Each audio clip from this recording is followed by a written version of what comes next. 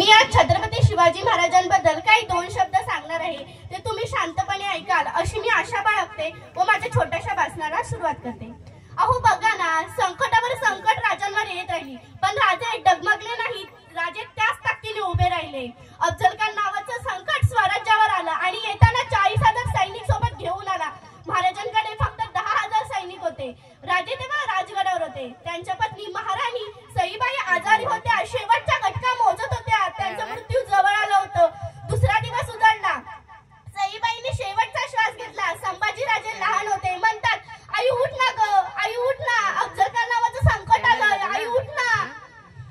सईबाई उठायला काही तयारच नाही। शेवटी अफजल खान आल्याचं पत्र शिवाजी महाराजांना मिळाले। राजे घोड्यावर बसले, आपली बायको मरून फक्त एकच दिवस झाला आहे आणि जाताना आपल्या पोराकडे बघितलं व घोड्यावर टाच मारून निघाले। आपला पोरगा आई विना पोरका झाला आहे, आपली प्रिय बायको आपल्याला सोडून गेली। राजांनी स्वतःचा संसार केला नाही, छत्रपती शिवाजी महाराजांनी स्वराज्याचा संसार केला, म्हणून तुमचे संसार आज फुलले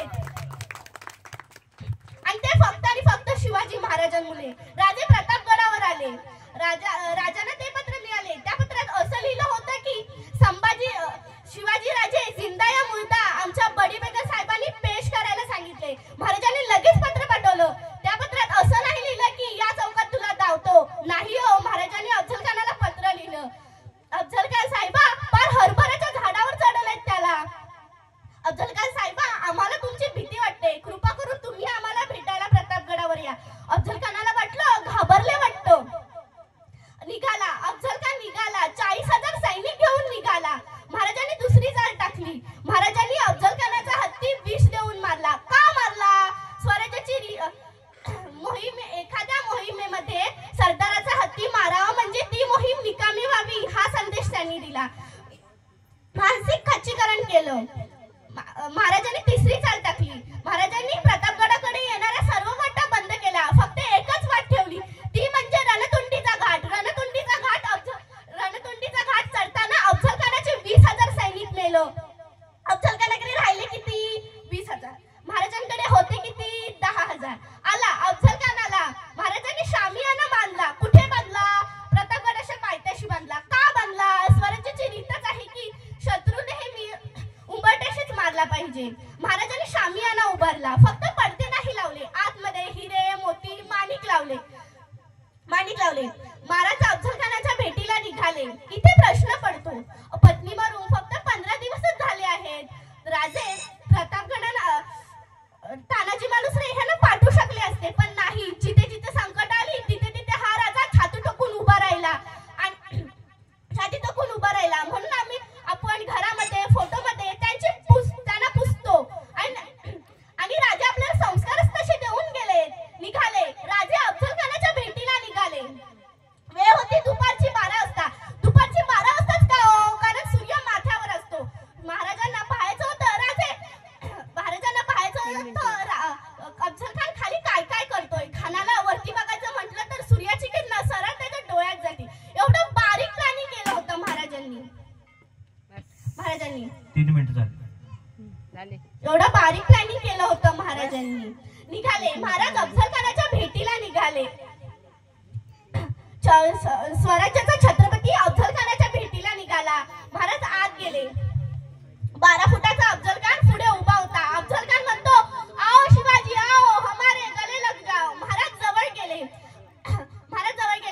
अफजल खानाने दगा केला व आलिंगन दिले। महाराजांनी वाघनक्याने अफजल खानाचा कोथळा बाहेर काढला।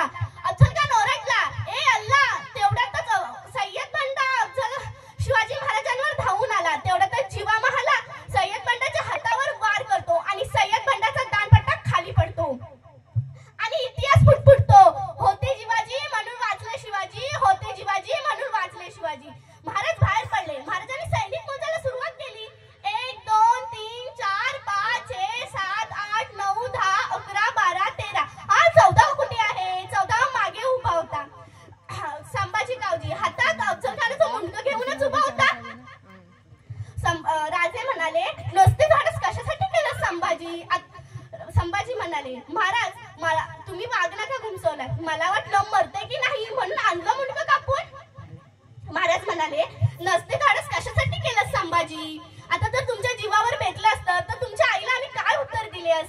उत्तर दिले असते. आपल्या मावळ्यांसोबत त्यांच्या परिवाराचा विचार करणारे ते म्हणजे छत्रपती शिवाजी महाराज.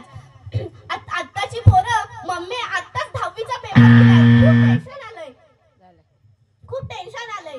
5-6 दिवस जातो मामाच्या गावी फिरायला. अफजल खान मारला आणि राजे घोड्यावर बसले. सूर्य जसा चमकावा तसा माझा राजा घोड्यावर बसला आणि कोणीतरी ओरडलं हर हर महादेव आणि दुसरं कोणीतरी ओरडलं छत्रपती शिवाजी महाराज की जय. महाराजांनी अनेक किल्ल्यांवर भगवा फडकवला. महाराजांच्या स्वराज्याच्या झेंड्याचा कलर कोणता हो? भगवा.